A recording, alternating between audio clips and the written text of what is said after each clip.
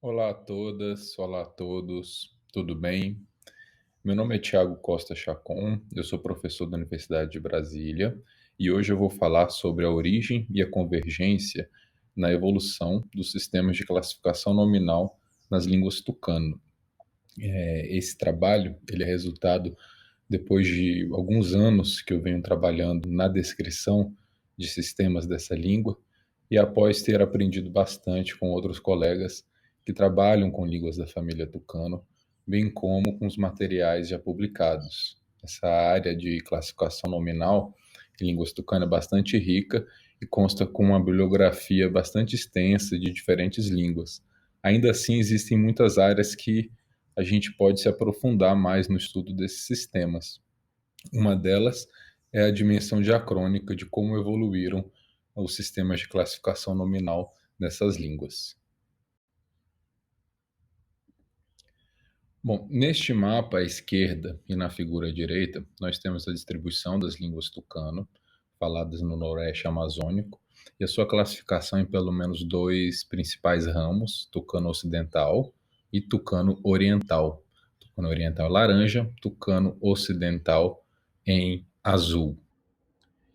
Então, neste trabalho, eu vou mostrar para vocês que as línguas tucano possuem dois sistemas de classificação nominal, gênero e classes nominais. Eu vou mostrar isso a partir de dados comparativos de uma tipologia sincrônica desses sistemas nessas línguas, mostrando tanto suas simetrias e assimetrias.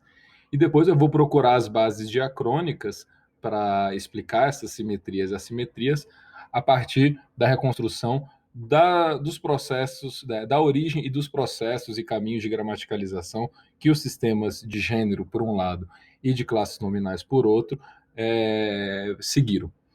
Em seguida, eu vou fazer algumas hipóteses sobre essas assimetrias e simetrias, incorporando a explicação diacrônica, mas indo além, sugerindo outras possíveis explicações também, e pontuando, de certa forma, como essas questões de um ou dois sistemas dentro das línguas tucano, elas poderiam ajudar a explicar outros tipos de dados com outras línguas com sistemas semelhantes na Amazônia. Então, em geral, nós podemos dizer que o sistema de gênero em línguas tucano, ele congrega uma oposição entre maior, né, superordinada entre nomes animados e inanimados, os animados correspondendo a seres humanos, e animais e corpos celestes, seres espirituais, e os inanimados correspondendo a plantas, objetos, substâncias, ideias, né, emoções, abstrações em geral. O gênero animado ele é subclassificado ainda em masculino e feminino, enquanto o inanimado possui ainda os subgêneros de locativo, genérico, né, que também pode servir a massivos e nomes plurais também, inanimados plurais, e também o gênero neutro, que este não possui nenhuma marca morfológica específica. É, na verdade, a forma básica de modificadores e outros tipos de paradigmas que concordam com o nome. Bom, os marcadores de classe formam um sistema paralelo ao de gênero e eles indicam, em geral, propriedades físicas, botânicas e topográficas. Em geral, eles são restritos aos nomes inanimados, mas em algumas línguas nós temos a extensão desses morfemas também para nomes animados. Eu deixo aqui no fundo desse slide uma tabela com 16 marcadores de classes nominais em cubeu para que vocês tenham uma ideia da sua semântica. E passo agora para a gente observar o papel desses tipos de morfemas de classificação nominal no paradigma morfológico de um nome em cubeu. A raiz é pamim, quer dizer indígena ou cubeu, e nós vemos que ela pode estar combinada com masculino e feminino, se referindo a nomes animados. Ela pode estar combinada com um sufixo de animado plural, mas ela não pode estar combinada com um sufixo de inanimado plural. Isso já mostra essa oposição morfológica categórica entre animado e inanimado. Uma raiz animada não pode se combinar com um morfema flexional inanimado. Por outro lado, como vocês podem ver à direita, ela pode se combinar com um morfema de locativo, que pode se referir a um território, cubeu, a um lugar, cubeu, ou a qualquer objeto inanimado singular. Também se combina com genérico. Também no mesmo paradigma vocês vejam a posição de um morfema de classe nominal. o classificador, né, a marca de classe nominal para casas ou construções. E veja um paralelismo que nós encontramos também com construções como a composição nominal, em que nós temos por último ali Pami Robonon, terra indígena ou território cubeu. Além da morfologia nominal, estes mesmos marcadores eles vão ocorrer também em outras classes de palavras, como diferentes tipos de quantificadores e numerais, adjetivos nas línguas que têm essa classe de palavra, diferentes tipos de proformas que vão se nominalizar ou se combinarem com gênero ou classes nominais, verbos também, tanto finitos quanto não finitos, sendo que os finitos é apenas gênero, mas não classes nominais. E nas línguas que desenvolveram morfemas possessivos, nós vamos encontrar também gênero e classes nominais com esses morfemas. De fato, quando a gente observa as funções, tanto de classes nominais quanto de gênero na língua cubeu, eles são praticamente equivalentes, porque eles podem estar em todas essas funções, desde a lexicogênese, né, à construção da referência no sintagma nominal, ao rastreio da referência também no discurso. Vamos olhar agora para as principais assimetrias que nós encontramos entre os sistemas de gênero e de classes nominais. A primeira delas é de ordem distribucional nos diferentes paradigmas, onde um nome pode controlar a concordância ou anáfora, né, por gênero ou classe nominal. Nós observamos que é categórico em todas as línguas tucano que verbos finitos e alguns verbos dependentes não levam classes nominais, apenas gênero, como nós podemos observar com esse exemplo do sequoia de Rosa Valleiros. Seguindo nas assimetrias de natureza semântica, a gente observa também que com os pronomes, classes nominais, né, nunca se morfologizaram, ao contrário das categorias de gênero, que estão morfologizadas, seja fusionadas a essas bases, seja afixadas a essas bases. Enquanto as classes nominais, elas se combinam com as bases ditas neutras, que são as bases pronominais não flexionadas por nenhuma classe nominal ou gênero, e que se combinam perifrasticamente com nomes ou com classes nominais. Além dessa distribuição, é interessante notar uma certa hierarquia nos gêneros com relação à sua distribuição nos paradigmas de pronomes, nominalizações, de adjetivos e demonstrativos, etc.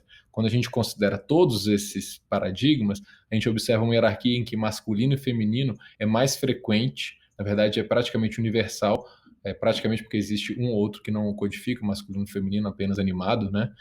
Mas masculino e feminino é praticamente universal nas línguas tucano, enquanto as outras categorias são menos frequentes. E do ponto de vista morfofonológico, isso encontra uma correlação imediata, no sentido de que as categorias que são mais frequentes nos diferentes paradigmas também são aquelas que tendem a ter formas mais presas ou até mais fusionadas a diferentes tipos de paradigmas, né?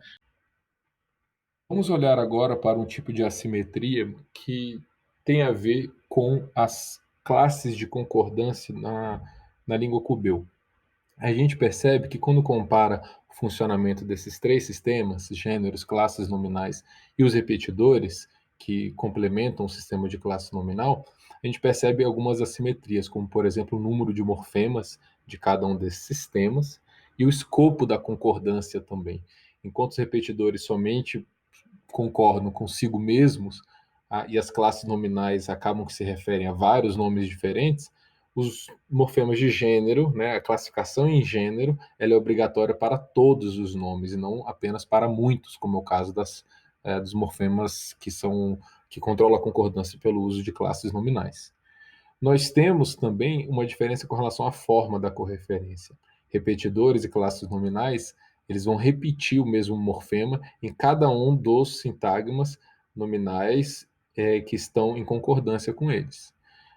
Classes nominais também vão possibilitar um tipo de concordância semântica, sem essa necessidade de repetir um mesmo morfema que esteja no núcleo nominal. Enquanto que gênero também possibilita essa questão semântica, mas ele vai também para um lado mais gramatical, quando ele se refere a categorias apenas mais abstratas e não tanto descritivas de cada nome, como a gente vai ver a seguir. Na primeira oração, fumei 2 cigarros antes de dormir. Vocês podem ver que tabaco é um termo massivo e ele não possui um classificador, né, um morfema de classe. Este morfema vai aparecer junto do numeral, né? E então vocês podem ver que o numeral usa um morfema classificador que não necessariamente estava no nome núcleo com o qual ele tem uma concordância semântica. E logo abaixo vocês conseguem ver o uso de um morfema marcador de classe nominal, de, redondo, versus um morfema de gênero, é, né, inanimado não singular. O que isso está mostrando? É que um sintagma nominal, né, com um quantificador todo, que usa um morfema de classe nominal, ele vai fazer referência a cada um dos indivíduos no conjunto dessa pluralidade. Ou seja, cada fruta de pupunha, ele está se referindo a cada um dos indivíduos no todo. Enquanto que embaixo, com o uso do morfema de gênero, faz-se referência apenas à noção de pluralidade, ao grupo como um todo. E não existe essa capacidade de fazer referência a cada um dos indivíduos que estão ali naquele conjunto. Bom, talvez o sistema com a simetria mais interessante do ponto de vista morfossintático é o que a gente observa em Tanimuka. Por um lado, existem alvos diferentes para os sistemas de gêneros e o que ela chama de classificadores numerais, que para nós seria o equivalente às nossas classes nominais aqui. Em outros contextos, existe algo parecido com o Kubel, que seria uma espécie de sobreposição. É o caso dos demonstrativos, né? Se você está usando numa deixa espacial apontando para algo, você vai usar um classificador. E como diz a Eraso, né, a Natália Eraso, que descreve a língua, de fato, o classificador é um substituto do nome. Mas se você está usando num contexto de modificação atributiva, adnominal, dentro do sintagma nominal, a gente vai usar o sistema de gênero, né, nos demonstrativos. Aí mostrando que gênero está mais para a concordância gramatical, né, algo que se correlaciona com o Kubel. E o mais interessante é o seguinte, nos numerais, como a gente pode ver no primeiro exemplo à direita, nós apenas temos os classificadores numerais. Porém, no adjetivo, nós podemos ter os dois, um classificador numeral e uma marca de gênero, tá certo? Ou o classificador é opcional nesse caso, pode ter ou não, enquanto que o gênero é obrigatório. Com essa tabela, a gente consegue ver que não somente a origem dos morfemas é diferente, mas a distribuição morfossintática deles é diferente também. Ainda que, por um lado, seja verdade que cada morfema tem sua história, nós também conseguimos observar alguns padrões gerais que a gente tenta inferir como fazendo parte, como sendo explicados a partir de caminhos morfossintáticos de extensão dos morfemas de gênero e de classes nominais, que são, por um lado, semelhantes e diferentes entre esses morfemas. E parte dessas diferenças tem a ver com a etimologia, a origem deles. Então, alguns têm origem apenas como nomes formativos e classes nominais. Outros têm a origem como in e ti, né, esses em marrom, apenas como proformas. Enquanto que os de baixo, em azul, vão ter origens com a combinação desses dois tipos de morfemas. Um morfema de gênero, aquelas vogais que a gente não consegue descobrir uma etimologia nominal para elas, e uma base pronominal, né, uma proforma combinada a ela, que a gente pode ver como K ou T neste caso. E para explicar esses caminhos, nós vamos olhar esses três aqui, tá bom? O caminho de classe nominal, que a gente já observou um pouco da sua transição semântica, vamos olhar agora sob o ponto de vista morfossintático. E vamos contrastar os caminhos dos dois tipos de morfemas que indicam o gênero masculino. Aquele que a gente tem uma distribuição mais limitada, in, e o que. O interessante é que eles têm origens diferentes e terminaram em alvos diferentes, mas em alguns alvos eles se sobrepõem. E é isso que a gente vai analisar em seguida. No cerne da evolução dos sistemas de classificação nominal e gênero está sua função anafórica. e, porventura, depois de concordância. Para se chegar nessas funções, a gente vê uma passagem obrigatória, né, dos morfemas de gênero e de classes nominais como nominalizadores, seja nominalizadores de adjetivos ou de bases pronominais, por exemplo. E essa passagem, provavelmente, ela pode ter ocorrido quando, por uma questão de analogia ou mesmo de sintaxe, como topicalização e anáfora, né, dentro do sintágmo nominal, tenham levado, então, essas marcas de gênero ou classes nominais a ocupar posições de modificadores nominais, né? Não só nominalizar pronomes e outros nomes, mas também modificadores do sintágmo nominal. Quando a gente analisa a concordância dentro do sintágmo nominal e o sistema de anáfora, né, nominal, de línguas como Sequoia, Cubeu e Tatuio, a gente parece ter a confirmação disso. Vocês podem ver que em Cubeu, Anicum, Rialocum, o demonstrativo Anicum concorda com Rialocum. E ele toma a mesma forma que ele toma anaforicamente aqui, né? Enquanto que em Tatuio, a concordância não ocorre dentro do sintagma nominal, apenas anaforicamente, segundo Gomes e Imbert, 1982. E segundo Valleiros, 2021, né, o trabalho dela no International Journal of American Linguistics sobre o sistema de classificação nominal em Sequoia, não há concordância dentro do sintagma nominal, mas haveria anaforicamente. Isso, então, é para as classes nominais. Vejamos que o Cubeu, então, já estaria um estágio a mais, tendo evoluído a concordância de uma base anterior anafórica.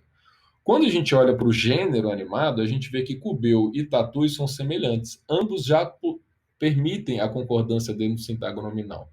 Mas o Sequoia segue proibindo isso de maneira mais sistemática.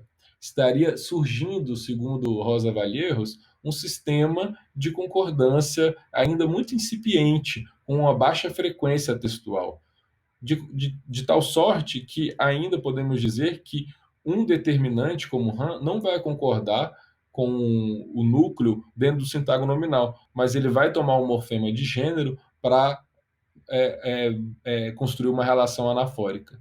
Isso sugere, então, que a base, né, inicial era um formativo, né, um morfema formativo nominal que evoluiu como nominalizador em funções anafóricas, né? E depois houve, então, a evolução dos sistemas de concordância, configurando mais propriamente um sistema de classes nominais e gêneros canônicos. Mas ambos, nas suas bases, eram sistemas basicamente de aposição de sintagmas nominais correferentes.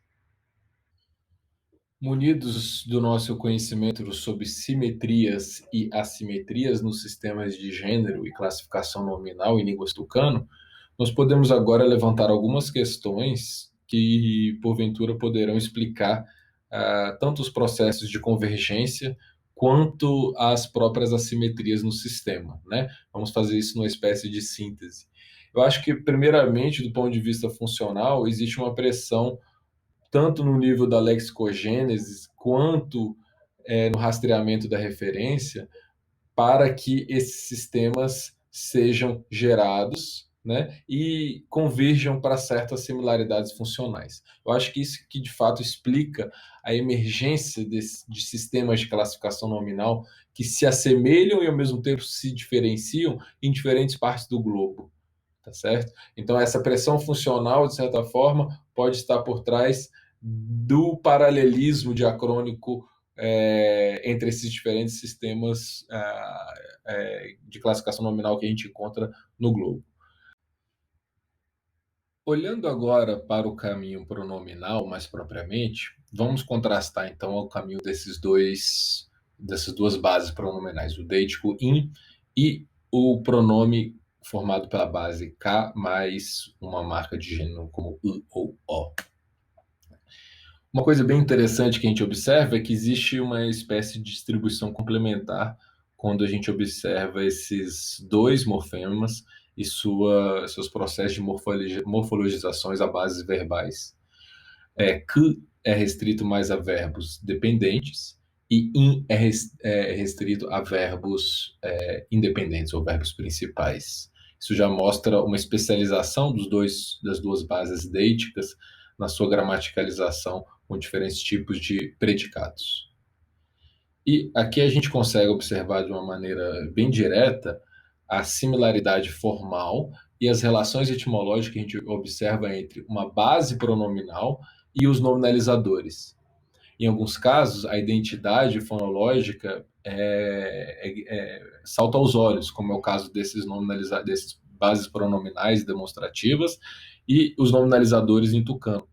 Em cubeu nós temos casos assim também, mas outros casos a gente observa que nós temos a vogal de gênero recorrendo e uma base pronominal também, né? Então a gente vê claramente essa relação etimológica entre não só as vogais de gênero e as bases pronominais, mas entre as bases pronominais e os nominalizadores, que são de fato um dos primeiros alvos, né, de extensão de um pronome na sua gramaticalização dentro de um sistema de gênero.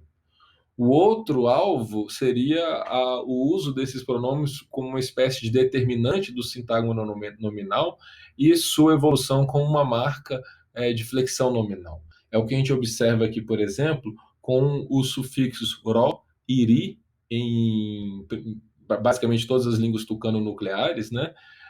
Em que nós temos ro ocorrendo como uma espécie de singular, em certos nomes, como merônimos, nomes de partes, né, como flor, iri ocorrendo no seu plural. O iri é o pluralizador, em geral, das línguas, dos nomes inanimados nessas línguas. E o ró, ele é uma espécie de singularizador também. A semelhança dele com as nominalizações homófonas e com as proformas sugere então que nós estamos diante de um caminho em que as proformas evoluíram por um lado como nominalizações, aí no seu caminho tendo os verbos como atratores, e se desenvolveram como marcas nominais, em outro caminho tendo os nomes como atratores.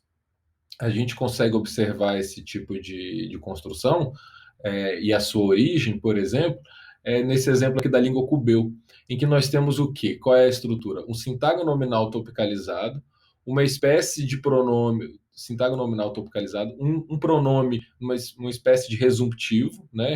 Resumptivo desse sintagma nominal, e depois enfim, o predicado.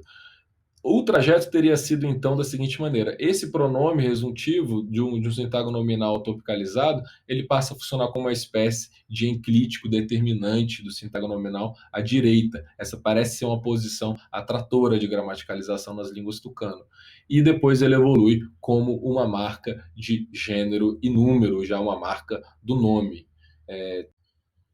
Munidos do nosso conhecimento sobre simetrias e assimetrias nos sistemas de gênero e classificação nominal em línguas tucano, nós podemos agora levantar algumas questões que, porventura, poderão explicar tanto os processos de convergência quanto as próprias assimetrias no sistema, né? Vamos fazer isso numa espécie de síntese.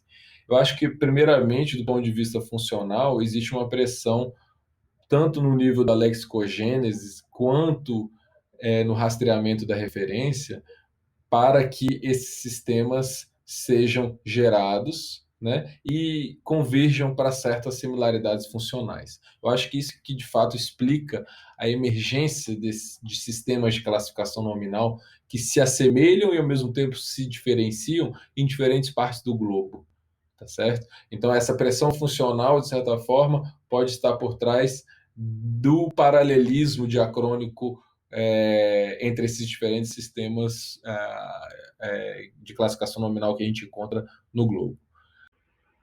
Agora podemos olhar para algumas hipóteses que expliquem as simetrias e assimetrias entre os sistemas de gênero e classe nominal nas línguas tucano.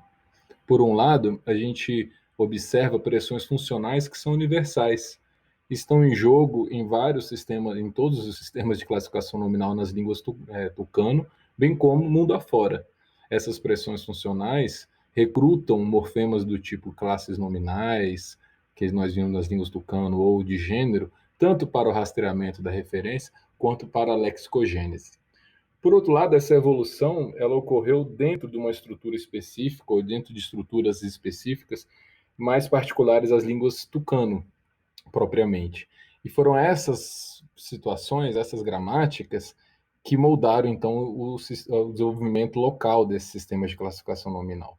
Nós podemos listar alguns elementos que contribuíram para isso, como a semântica genérica, né, das raízes nominais, a sua necessidade de individuação, a relação entre nominalização e subordinação, de sorte que todo tipo de oração subordinada ela é nominalizada e, portanto, passível a apresentar, ter uma maior potencialidade de apresentar morfemas de classificação nominal junto a essas construções nominalizadas, e também uma tendência a uma sintaxe paratática, em que nós temos maior fragmentação das unidades sintáticas e, portanto, maior uso de correferência em vez de relações estruturais ou lineares.